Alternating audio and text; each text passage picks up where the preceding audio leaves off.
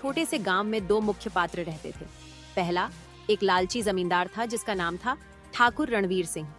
वह गांव के किसानों को अपनी जमीन उधार पर देता था और उनसे आधी फसल मांगता था, जबकि सारी मेहनत किसानों की होती थी। दूसरी ओर एक ईमानदार किसान था जिसका नाम मोहन था। मोहन मेहनती और नेक दिल था, लेकिन वह गरीब था और खेती के लिए जमीन की तलाश में था। मुझे आधी फसल चाहिए, आखिर मेरी जमीन है। बाकी आधी तुम रख लो, बस मेहनत भी तुम्हारी ही होगी। ठीक है ठाकुर साहब, आपकी जमीन पर मेहनत करूंगा। उम्मीद है कि भगवान हमारी मेहनत का फल देगा। और हाँ, मुझे फसल जल्दी तैयार चाहिए, क्योंकि जितनी जल्दी फसल तैयार होगी उतनी ही जल्दी तुम भी फसल ले पाओगे और मैं भी। मोहन को जमींदार से जमीन मिल जाती है और वह पूरी लगन से खेत जोतता है। वह बहुत मेहनत करता है और अपनी फसल के लिए जी जान लगा देता है। फसल धीरे धीरे तैयार होती है और मोहन को उम्मीद है कि इस बार उसकी मेहनत का अच्छा फल मिलेगा। हे भगवान, इस साल अच्छी फसल हो जाए तो मेरे घर का गुजारा सही से चल सके। जब फसल तैयार हो जाती है, जमींदार अपने लालच से मोहन को बेकार फसल देकर अच्छी फसल खुद रख लेता है। मोहन की मेहनत पर पानी फिर जाता है। तुम्हारी आधी फसल ये बेकार अनाज ही होगी, बाकी जो अच्छा है वो मेरी मेहनत का फल है। मेहनत तो मेरी थी, लेकिन मुझे बेकार फसल मिल रही है।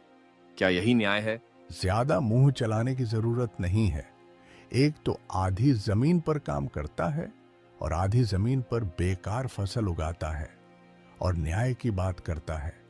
अगर ज्यादा मुंह चलाया ना तो यह सारी फसल में ही रख लूंगा। यह तो अन्याय है जमींदार जी, आप ऐसा नहीं कर सकते। मेरे पास तो कुछ भी नहीं बचेगा। मुझ पर एहसान कीजिए, मुझे भी अच्छी फसल में से कुछ दे दीजिए। अरे जहां यहां से, वरना तो धक्के मार के निकाल दूंगा। मोहन जब घर जाता है तो सारी बात अपने बेटे रमेश को बताता है। रमेश अपने पिता की दुख भरी कहानी सुनकर गुस्से में आ जाता है और जमींदार को सबक सिखाने की ठान लेता है। अब समय आ गया है उस जमींदार को उसकी लालच का असली सबक सिखाने का। मैं उसे दिखाऊंगा कि मेहनत क्या होती है। रमेश जमींदार से जमीन मांगने जाता है, लेकिन इस बार वह नई शर्त रखता है। वह कहता है कि आधी ऊपर की फसल उसकी होगी और आधी नीचे की फसल जमींदार की। जमींदार उसकी बात मान लेता है, यह सोचकर कि वह फिर से लाभ में रहेगा। ठाकुर साहब, इस बार ऊपर की फसल मेरी होगी और नीचे की आपकी। आप तैयार हैं? हाँ, क्यों नहीं। मुझे सिर्फ मुनाफा चाहिए, जो चाहो वो करो। रमेश चालाकी से आलू की खेती शुरू करता है, क्योंकि आलू जमीन के नीचे उगता है। जमींदार को इसकी जानकारी नहीं होती और वह सोचता है कि ऊपर की फसल से उसे लाभ होगा। इस बार ठाकुर साहब को समझ आएगा कि असली मेहनत और चालाकी क्या होती है। अरे बेटा मोहन, इतने दिन हो गए, तू ऐसा फसल पर क्या काम कर रहा है जो अभी तक नहीं हुआ?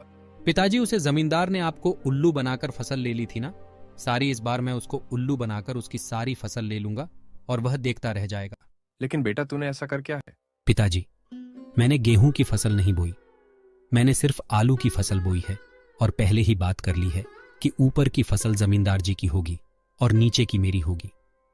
अगर मैंने आलू बोया है तो नीचे का आलू मेरा होगा और ऊपर का पाता जमींदार जी के, जब भी उसे समझ आएगा। आलू की फसल तैयार हो जाती है और जमींदार यह देखकर हैरान हो जाता है कि ऊपर की फसल केवल पत्ते हैं, जबकि असली फसल नीचे उगी है। ये क्या? ये तो सिर्फ पत्ते हैं, असली फसल कहाँ है? ठाकुर साहब, आपकी आधी फसल ये रही। ऊपर की फसल पत्ते हैं और नीचे की फसल आलू। तुझे तो मैं खेत गेहूं बोई के लिए दिया था, तो तूने आलू की फसल क्यों बोई? जमींदार साहब, मैं आपसे पहले ही बात कर ली थी कि ऊपर की फसल आपकी होगी और नीचे की फसल मेरी होगी। अब मैं इस खेत में कुछ भी करूं, यह मेरी मर्जी थी। अब आप अपनी ऊपर की फसल ले जाइए और नीचे की फसल नहीं छोड़ दीजिए। जमींदार को अपनी गलती का एहसास होता है और वह सिर पकड़कर बैठ जाता है। उसे समझ आता है कि उसकी लालच ने उसे बेवकूफ बना दिया है। यह तो मेरी ही गलती थी, मेरी लालच ने मुझे हर बार धोखा दिया। रमेश की इस चालाकी और मेहनत की कहानी पूरे गांव में फैल जाती है और सभी उसकी तारीफ करते हैं। जमींदार भी उसे सम्मान देने लगता है। रमेश ने तो कमाल कर दिया। अब जमींदार को समझ आ गया होगा कि मेहनत का असली फल क्या होता है। जमींदार अपनी लालच से सीख लेता है और सभी किसानों से माफी मांगता है। वह अब ईमानदारी से जमीन बांटने की कसम खाता है और गांव में सभी के साथ न्याय करने का वादा करता है। अब मैं कभी लालच नहीं करूंगा। मेहनत का असली फल उसी को मिलेगा जिसने पसीना बहाया हो। जमींदार जी, आप हमारे बड़े हैं। अगर आप हमारे साथ गलत नहीं करेंगे तो यह सभी गांव वाले आपको बहुत ही इज्जत करेंगे। आपके पास तो बहुत ही जमीन है, आप ईमानदारी से कम कीजिए तो सभी गांव वाले आपसे बहुत ही पसंद होंगे। जमींदार इस बात की हामी भर देता है और सभी काम वालों के साथ ईमानदारी से काम करने की कसम खाता है। दोस्तों, आपको हमारी स्टोरी कैसी लगी? हमें कमेंट करके जरूर बताइए। इस स्टोरी को लाइक और शेयर करें और हाँ, हमारे चैनल को सब्सक्राइब करना ना भूलें। Thank you.